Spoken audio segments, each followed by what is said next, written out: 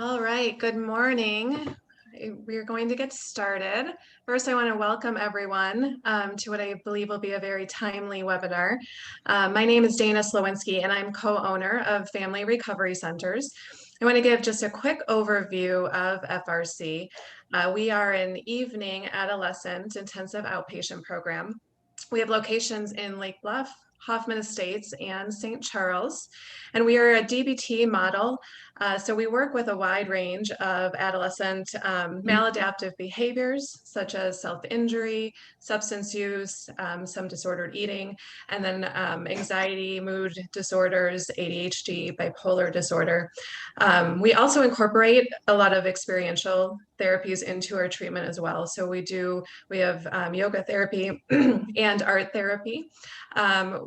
Two program components I'd like to highlight are parent involvement. So parents are actually on site with their kids 2 of the 4 evenings, so that they are not only learning the DBT skills right along with their child, but they're also working on their own role and dynamic within the family system, so that we can treat the whole family system. And then we also have a 24/7 on-call consistent with the DBT model. So our staff is available to both the kids and parents 24/7 for skills coaching. So we can really help, in their own environment. So they're with us for treatment, and then we can also help in the moment in their environment with that skills coaching. We are a longer length of stay than a traditional IOP, so we typically run about between 10 and 12 weeks so that they can, the parents and the kids can get 2 rounds of each DBT skill. And we also have, alongside the IOP, we also have DBT skills groups at each of our locations. So for those kiddos that might not meet criteria for the IOP, but they may be working with an outpatient therapist, they can also be adjunctively in our skills groups. So that is us in a very quick nutshell. So if you have any questions, feel free to reach out to myself or Ryan Bright, and we'd be happy to tell you more or answer any questions. We are, as always, honored to co-host with Rosecrance Health Network. We very much value and are grateful for our collaborative relationship with Rosecrance. So with that, I will turn it over to Matt Quinn, who is the Community Relations Coordinator with Rosecrance. Thanks, Dana. Appreciate it. And likewise, we really appreciate the collaboration with Family Recovery Center, and wanted to thank everybody for joining on. It's fun to see the number of participants climb up and up and up. It's great to see that number get higher and higher. So like Dana said, my name is Matt Quinn. I provide community relations in the western suburbs of Chicago. And then in a second, Maureen Collins, who's been more of the north area, is going to provide some information as well. We just wanted to take a quick minute just to remind everybody about Rosecrance services. I'm going to talk just for a quick second about our residential services, and then Maureen's going to talk a little bit about our outpatient services. So just briefly wanted to talk about our 78-bed or 80-bed residential facility. Chris, do you mind just flipping to the next slide? That'd be greatly appreciated. We want everybody to see our beautiful campus. So this is a picture of our 50-acre residential facility up in Rockford, where we treat teens ages 12 to 18. And what I really wanted to emphasize is just how we pride ourselves on really being a holistic and well-rounded provider. Not only do we have substance use disorder treatment, but also provide mental health treatment, because as we know, most teens that need that level of care for substance use, there's mental health and vice versa. So we're really able to tailor each teen's treatment based on if it's more of a heavy emphasis on substance use or mental health, or vice versa. It can even shift while they're in treatment with us. So we're able to accommodate both mental health and substance use treatment at that facility. The other thing I wanted to emphasize is how we have a lot of different therapies that we utilize at the facility. With teens, as we all know, you have to keep them engaged. You can't just have them in group and talking at them, and you have to get them moving around. That's why we have our 5-acre Japanese garden, our healing garden that you could see there. We could get kids out there doing journaling, guided meditation. We have a conservatory where we utilize them growing plants as metaphors for life and self-care and caring for family, those types of things. We have a gym, a fitness room, art therapy, and on-site schools. We always want to make sure that they're in school every day. so that they're able to keep up on their schoolwork and not fall too far behind. So it's really a very holistic and all-encompassing treatment, and we want to make sure people are aware of how we're really looking at multifaceted treatment with the kids that we're working with. So just wanted to highlight that. I'll turn it over to you, Maureen, and you could talk about our outpatient services. Thanks, Matt. Good morning, everyone, and happy spring. Chris, you want to go to the next slide for us? Thank you. Good morning. I'm Maureen Collins. I do the community relations for North Cook Lake and McHenry County. We just want to touch on very briefly some of our adolescent services for intensive outpatient program. We're delighted to be able to provide services in a lot of our Chicagoland areas, such as our Northbrook site. McHenry County has an adolescent IOP, so does our LaGrange and Frankfurt site. So just a reminder that Rosecrance does take Medicaid and also our commercial insurance. We do treat adolescents in an IOP setting at all of those locations. Currently, our services are done virtually. Our assessments are done free of charge. And we hope to get back in person soon, depending on the COVID protocol. I also wanted to highlight that we have a teen recovery home in Rockford, which, if you know, trying to place a teen in a sober living environment is challenging, but we do offer that recovery home for both males and females. So without further delay, I would like to turn it over to Chaplain Chris Jones. Chris, you want to go to the next slide? Chris is our director of our chaplaincy program at Rosecrance Health Network and works at our adult residential facility in Rockford. And we are delighted to have him today. He does some great work with our clients in a residential setting. So, Chris. Thank you, Maureen. Good morning, everyone. It is truly a joy to be with you today as we share in this experience of experiencing and coping with grief and vicarious trauma during this pandemic experience that we have. My hope is that if you can take at least one thing from today to help you in your life, to help you in your work, then mission accomplished. If you can take at least just one thing from today to help you in your life and in your work, then mission accomplished. I want to share a little bit of information as to sort of what's going on right now in our world, and particularly in the United States. So as of this morning, there are over 540,000 COVID-related deaths with increased projections. Hospitals are still overwhelmed with patients, while first responders are emotionally, mentally, and physically drained. Morgues are struggling with capacity. Funeral homes are overwhelmed. Businesses are still struggling, and some are still closing, not able to compete with what's going on economically. Families are suffering. Students and teachers are struggling with how to move forward in regards to a safe and healthy learning environment, and also to try to maintain that. Jobs are being furloughed and are eliminated. Some people businesses are trying to bring people back to work. It's limping along at best. There is continued civil unrest with looming uncertainty.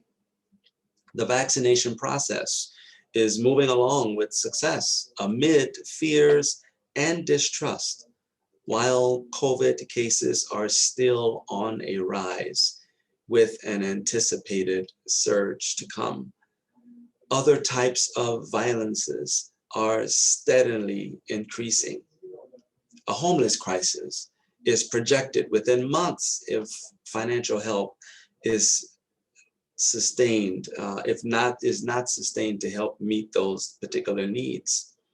There is a lack of genuine civility and trust among citizens and within our government. The impacts of the weather is devastating in various regions of the United States. The list can go on and on and on. We are a nation severely unsettled, trying to make sense of many things. Within a few days, many people lost their lives to gun violence, and survivors are traumatized. We are hurting. We're in pain. We're afraid. We're cautious. We're mentally, emotionally, and physically fatigued. Some of us are spiritually bankrupt. And then there is work on a daily basis with all its demands, and our family issues, our concerns at home, and yes, then our personal struggles that no one or very few people know about. We are indeed, we're grieving, and we are affected by what is happening all around us. Even though it may not be happening to us, we are affected by what's happening around us. We're grieving. Grief is the natural and normal emotional reaction to loss or change of any kind. We don't have an illness, we're not sick, it's not a condition or a personality disorder. It is natural and it is a normal reaction to a loss or a change of any kind. And it is my hope that as we learn more and more about grief, that we can work at normalizing it, that we can work at talking about it and identifying it for what it really is, and recognizing that it is a part of our human experience in life. But it is true. If there is one thing that we will all have in common, is that all of us will experience some form of loss, some form of change throughout our lives until we all breathe our last breath. Due to the experience of COVID pandemic, there's been just a lot of compounding effects, and there's been so many different types of loss that people have experienced. The loss of life to members of our family, friends, co-workers, neighbors in the community, the loss of employment, finances, housing, that loss of hope. And then, of course, all of us can fill in the blank of all the different types of losses that we may not have even thought of as we have journeyed for over a year with this pandemic. And certainly it feels very, very compounding. As a result of this compounding effect, as a result of this change, this loss, and coupled with where do we go from here? How do we address this? Because the future is uncertain. There are so many emotional responses that we experience, that we feel, from sorrow, from hurt and anger, to a sense of abandonment or helplessness, distrust and rejection. These are just a few, but there's so much more of emotional responses that we experience as a result of this change or loss that continues to happen day by day as we listen to the news or read the news or just hear the stories of people's experiences all around the community and nation. And loss has a way of bringing out all those sorts of emotions as we journey through the pain and the shock of what's going on now, the present, as we face an uncertain future of not knowing what's going to happen next week, not knowing what's going to happen next month or next year. it is certainly uncertain. And then there is also the unresolved grief, the pain of the past, all of those things that we have not fully dealt with, that pops up as we experience this pandemic journey. And so we learn that there is this trifecta that we're affected with things that's going on in the present, with our past, and our future. And certainly it could lead one to feel very, very overwhelmed with emotion. And the question is, how do we deal with that? How do we try to work at untangling that? Because for some people who are maybe even visual learners, you can see it's a tangled ball of emotions. This experience of grief, the loss, and the change that just continues to occur day after day after day, and some of this comes all at once. And the question is, how do we cope? What do we do? What do we say? Where do we turn? How do we untangle and try to manage all of these emotions that we feel? Part of working at untangling all of that is to understand the grieving process, which helps us to begin normalizing it, talking about it.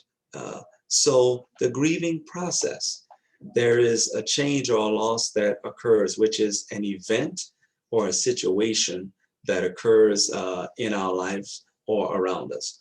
Secondly, there is the grief, which is the natural and emotional response to that change, because we actually do feel things when change happens, even as we anticipate change or we anticipate a loss, we began to feel something, and that's a natural a response to that, of not knowing what to do and how to respond. And then there is the coping, which are the actual actions taken to resolve grief, to truly address it. And the optimum phrase is over time, to address it over time. And the reality is, grief is not an event, but it is a process. And if we could understand that and really hone in on that word process, that can help us to recognize that there is no parameter for which for grief to be over, and it helps us then to dispel this myth or this understanding in society that grief is an event, which is how society sees it, and we know that society sees it that way. In how society responds to that. Many companies give their employees a number of bereavement days, and in that time frame, one is expected to grieve, and when they return to work, they're expected to go right back to being a very productive employee, as though they were before the change or the loss. Many people talk about after a certain amount of time, shouldn't you be over that? You should be at this particular place. And the reality is, it's not an event. It's a process that all of us should go through and must go through if we are to heal. And that process is not a linear process. It's a process that involves so many ups and downs, bends and turns, and all of us have our own way of grieving as we experience change or loss. But there is something that sometimes gets in the way of our grieving in a healthy manner. And I want to introduce to you Sturbs, which is an acronym that stands for short-term energy relieving behaviors. Short-term energy relieving behaviors, Sturbs. So Sturbs are these particular go-to behaviors when we experience any type of loss or change. We all have them, we all go to them. We utilize them to help us cope with what has happened or even what we anticipate that is going to happen. They're usually easier to go to because what we have done with them is we have normalized them. This is our normal reaction to this change or to a loss. And they do something for us for a little bit. They help to distract us from the feelings that we have, and they numb the pain. But there's some examples of that from extreme sports to alcohol and excessive shopping, drugs, binge watching TV movies, avoiding social situations, isolations, gambling, overeating or not eating, excessive exercise, or really not doing anything at all, and fill in the blank. All of us have a Sturb that we go to, or a few Sturbs that we utilize. And the question is to learn and understand what is your Sturb. What is that short-term energy relieving behavior that becomes your go-to whenever you experience some form of change or loss in your life? But there's a problem. There is a problem with Sturbs. And they tend to create this illusion of resolving things because they help us to forget for a moment. They help us to bury those emotions, and it gives us that feeling that they're working.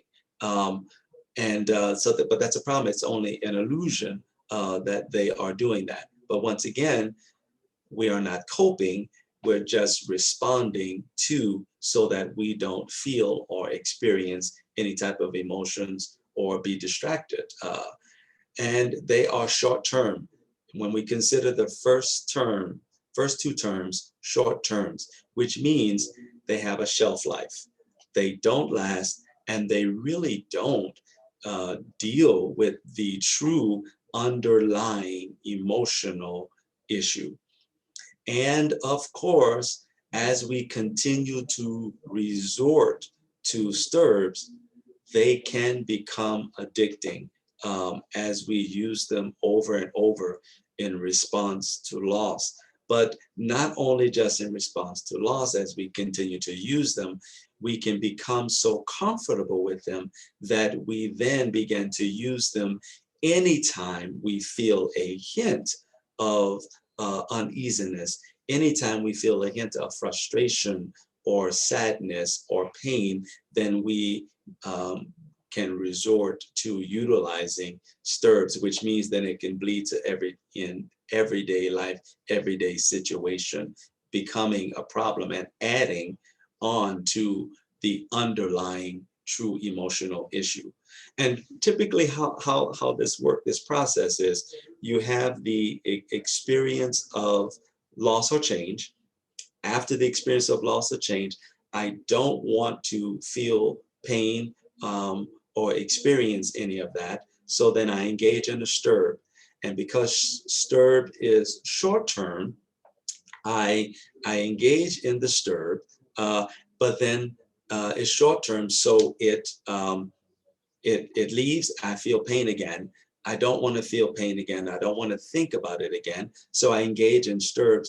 Only this time I try to elongate Sturbs, or I add 2 Sturbs so that I can have a longer time of not feeling or thinking. And the problem is it's short term, so it has a shelf life, so it wears off and I feel again and I don't want to feel. So you can see the cycle that all of us can truly find ourselves engaged in and stuck in.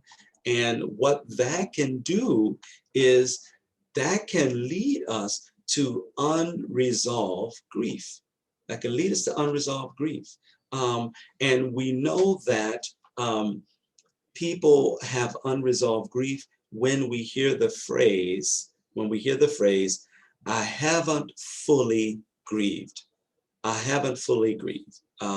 And simply, unresolved grief is the natural grieving process. When that is interrupted or it is intentionally suppressed down, that is unresolved grief. Unresolved grief is when those memories, those subtle memories, and the pain shows up unexpectedly, and it adds to the current grief that we are experiencing. Unresolved grief, it also interferes with our ability to function normally in daily life.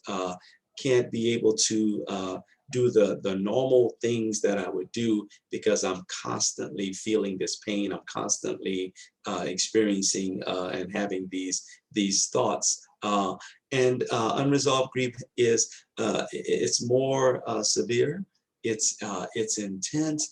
It doesn't lessen with time, but unfortunately it gets worse. And that's why we have to truly address that and recognize it for what it is. Certainly,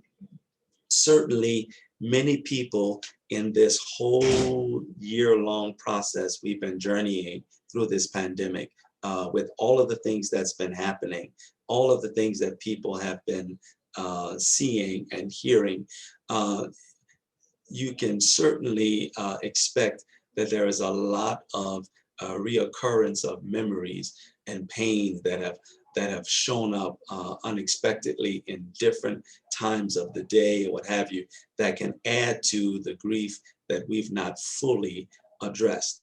And it has a way of showing up. And more as I work with our clients here at Rosecrance in groups or individually, I hear that all the time. I haven't fully grieved. I wasn't fully present at the time of the loss or the change. And it's affecting how I live right now. And when we get underneath that, we understand that there was a stirb that was definitely involved that became the normal way of trying to cope, of numbing the pain and of not wanting to feel any type of pain, frustration, or have any memories surrounding that. So what can we do to help ourselves as we continue, as we have been journeying through this pandemic, as we continue to journey through this pandemic? What is there to help us to cope, to hold ourselves together until we can get to the conscious process of addressing our grief, addressing the pain around the loss or the change? All of us have our own ways in which we grieve. As you heard me say earlier, there is no cookie cutter process to grieve. We all have to find our own way, but there are some things that can help us in the process. And there are at least 3 common approaches, the ABCs of coping, that I want to offer today, which can be of help and support to us and to those around us if we also share this, this process of what could be of help at this time. So I want to offer the A portion, which is awareness. it is important for us to always be aware of our thoughts and feelings, particularly regarding the change or the loss that we are experiencing, and how they might be affecting us on a daily basis. So it's definitely important, and that is a process of learning how to be aware of our thoughts and feelings. And so really we're talking about trying to be in tune with oneself. And what can help us to become aware is, are we able to identify the thoughts and the feelings by name? And not only able to identify them, but are we willing to identify them by name? What am I thinking? What am I feeling? Even though I may be uncomfortable, this is what it feels like. This is what it looks like. This is what's going on. Are we able to recognize when these thoughts or feelings may be happening? Is it around certain situations? Is it happening at certain times of the day? Does it happen around certain people, either physically or when I talk with certain people around certain subjects? Are these thoughts and feelings interfering with my daily activities, my ability simply to just function in everyday life? And the thing is, if we could begin to work at being aware of our thoughts and our feelings, and to recognize and name it, that we are actively grieving without shame, without guilt, then that is certainly the first step in being able to cope with our grief around change or loss. The second ABC of coping I want to highlight is that of balance. When we experience change, when we experience loss, particularly in this pandemic, our lives and our schedules have been thrown off balance. And it has caused a lot of frustration, a lot of emotions around uncertainty, and really it just threw us off balance. And the question is, as we try to get our feet back under us, how can we help to rebalance our thoughts and our emotions of sadness and frustration and pain with happy, joyful thoughts and feelings, which takes a concerted effort to recognize the good that is happening, the positive that is happening in the midst of sadness and pain. So how can we work at rebalancing those two types of feelings and thoughts, the sadness with also the happiness and the joy and the pain? What are new or modified routines or activities that we can explore, that we can develop to help counterbalance the weight of grief in our life? You know, the whole notion is looking at life the way it is now, because it has shifted, life has changed. So how can I help to change with that, so that all of my life, all of my thoughts, all of what I do is not heavily balanced in the grief side? But what can I do to help myself to modify some activities? Because once again, life has shifted, life has changed. We're journeying into a new normal, or whatever that might be for us. And yes, striving to maintain a balance, it is work, but it is healthy, life-saving work in trying to balance sadness and joy in life to help us to cope with the grief or the change that has occurred. The last section of the ABCs of coping with grief is connection. And the reality is, We are communal beings. We need community. We need connection. We were born into community, and that is such a huge part of who we are as human beings. And the question is really, how can we maintain connection, not only with ourselves, but with others? How can we do that? So some of the things we have to look at, given parameters, and some have shifted since a year ago, but are we willing to grow in using electronic devices? Are we willing to maintain 6 feet social distance? Or are we willing to safely spend time with another person? And I know that will vary in different regions wherever we are.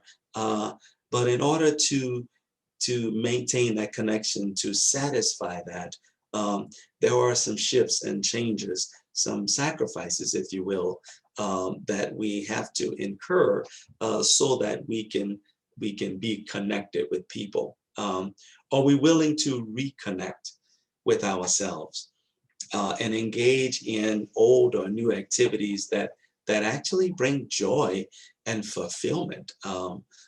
Like, what are those leisure activities that we used to enjoy that maybe we put on the back burner because we had to be very responsive to the pandemic? What are some of those recreational or spiritual activities that somehow got pushed by the wayside, that just because our focus had to shift?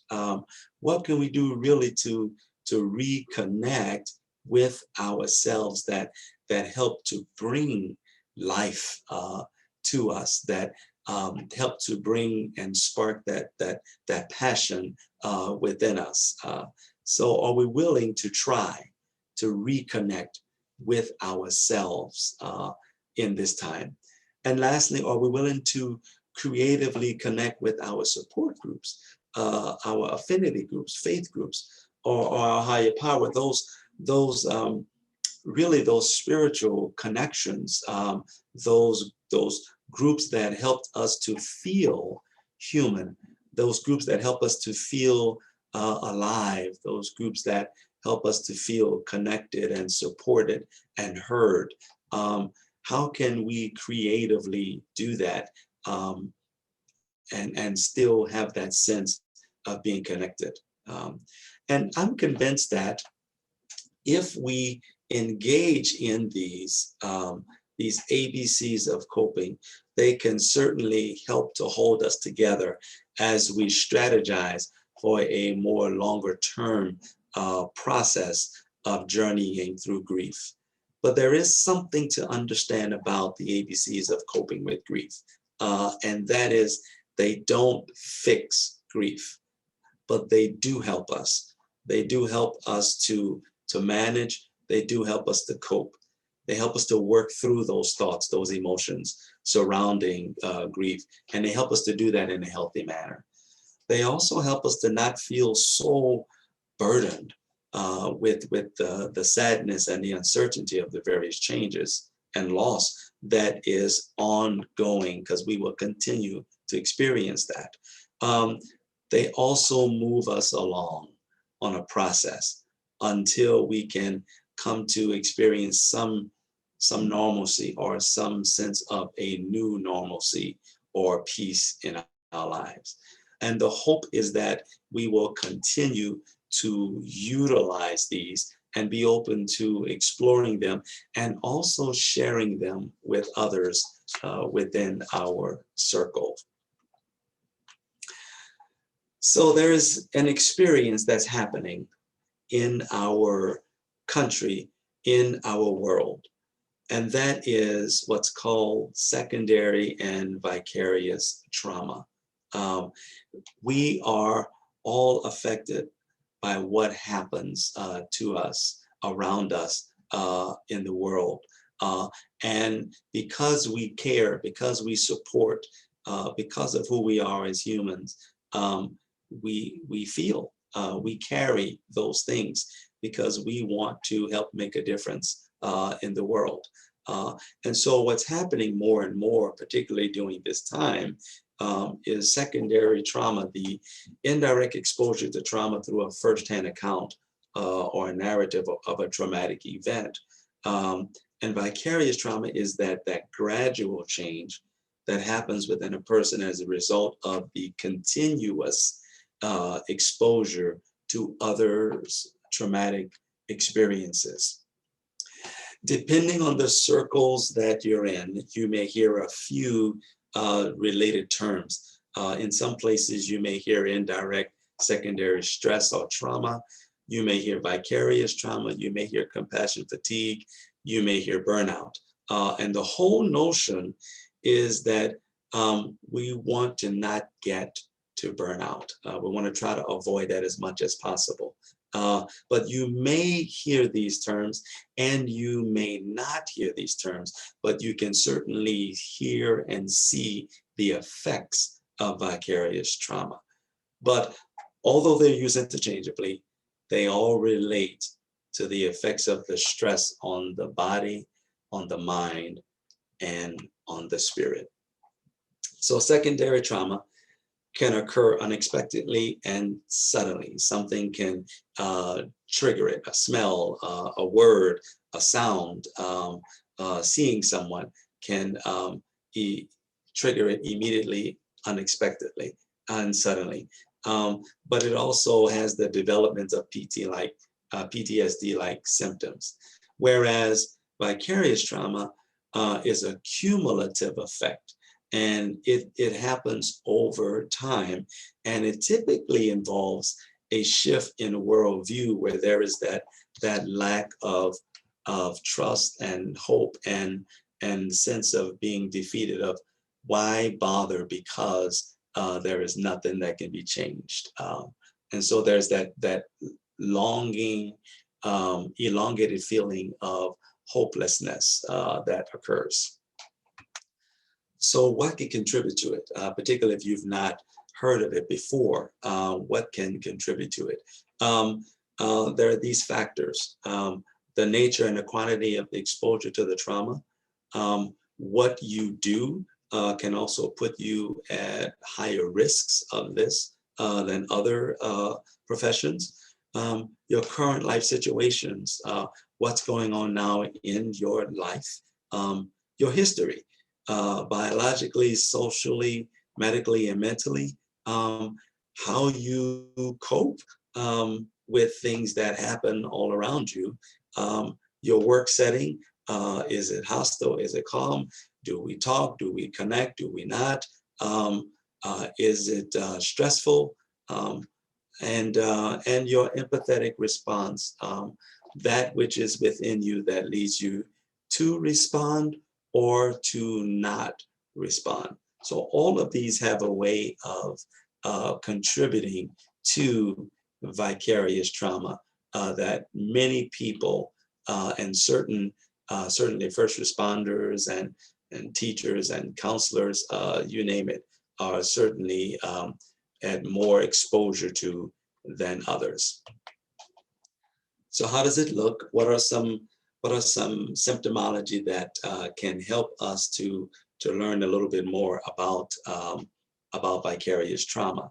So there are some physical signs and symptoms, and the reality is it affects our mind, our body, our emotions. We're affected in all areas, and so these are just a few of the physical signs and symptoms as this. Now, here is something to keep in mind. Just because we have these signs and symptoms doesn't automatically mean we have vicarious trauma. The whole notion is to, going back to that awareness piece, is what I am feeling now connected to what has been going on? And that's the hope, is that we could do a lot of exploration about our exposure, and then to begin to be more in tune with ourselves, to understand some of the symptomology and to make the connections between the two. There are also the behavioral signs and symptoms. As you can see, there's the anger and irritability, absenteeism, problems in personal relationships, compromised care for clients, forgetfulness. Once again, because we feel and we have these thoughts and emotions, there is a response to a lot of what's going on, which lets us know that definitely we are affected. These are the psychological and emotional signs and symptoms, from distancing to dread of working with certain clients, or even dread of going to work, feeling professionally helpless, disruption of the worldview and intrusive imagery, problems with intimacy, reduced ability to feel sympathy. There are lots of ways in which we are affected that is revealed to us. Some more of these symptoms: insensitivity to emotional material, or loss of hope and cynicism, reduced ability to feel empathy or guilt. And once again, the whole notion is, and the hope is, am I making a connection to these that I'm feeling and thinking, to what is going on, what has been going on, because once again, we are affected by what happens to us and what happens around us. We are definitely affected. So what can we do to help? What are some strategies we can look at, we can participate in to help us to kind of work through and ward off the major effects of vicarious trauma? We can help to educate ourselves by learning about vicarious trauma and learning about grief. We can develop some self-care groups at work. Look at flex timing our schedule if that is possible. Exercise and good nutrition. These are just some ideas of what we can look at and try to explore, once again, to help ourselves in the warding off the major effects of vicarious trauma. And we can look at resilience building strategies.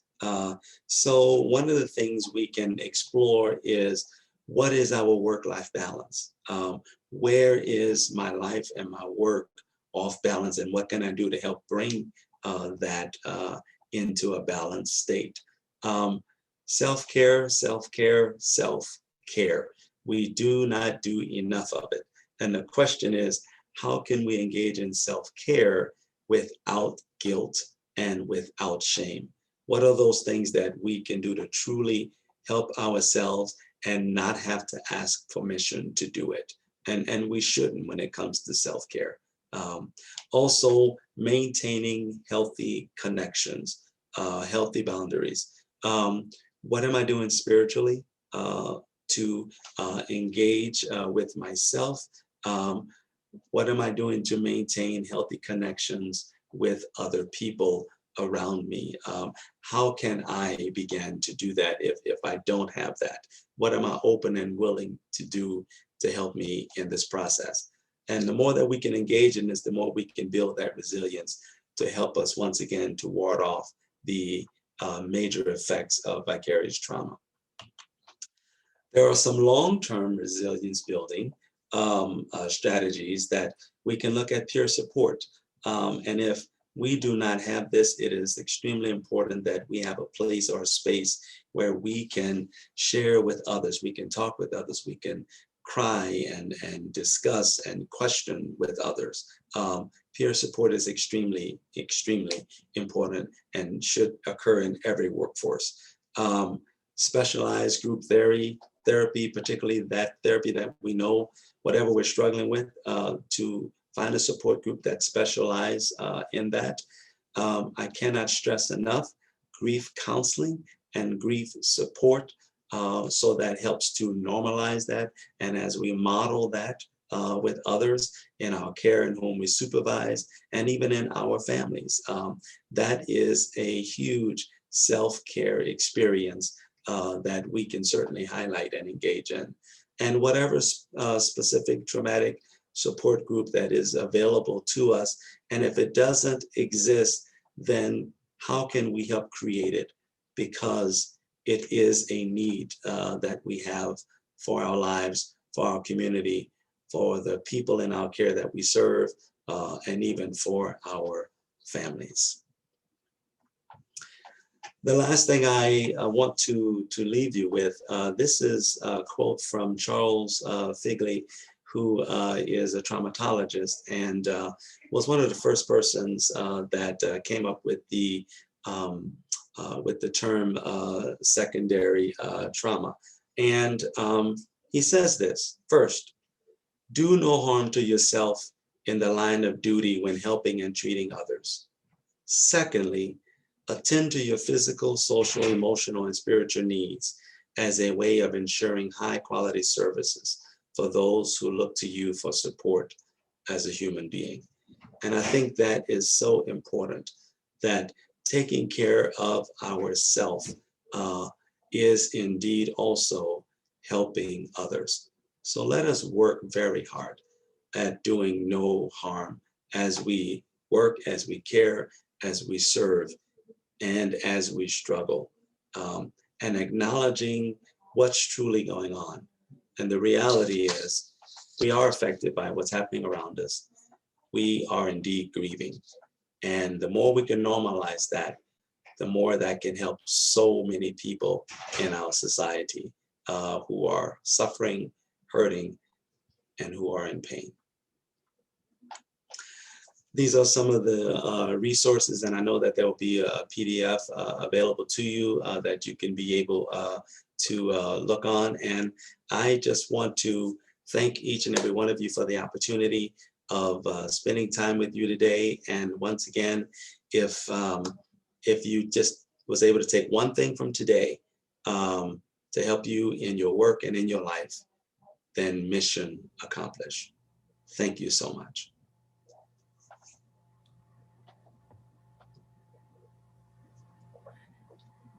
Thank you, Chaplain Chris. I don't know if we have any questions. I don't see any questions. But thank you, Chaplain Chris. That was wonderful. I think just to even normalize all of this process, and so informative, and I'm very thought-provoking, I should say. Thank you. Thank you. Truly my pleasure. All right, let's see. Let's just give a minute. If anyone does have questions, feel free to write them in the chat or the Q&A. And I think you're getting a lot of thank yous. Wonderful presentation. Thank you. Best webinar I've had in years. Oh, that's wonderful. Thank you for that. Thank you.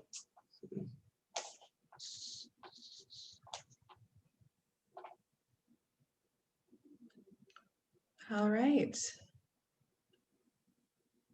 Well, I think that is it, guys. I don't see any other questions. So again, thank you, and thank Rosecrance, Maureen, and Matt. Thank you all so much. Thank you, Dana. Hope everyone enjoys the rest of their day. Dana. Thank you. You as well.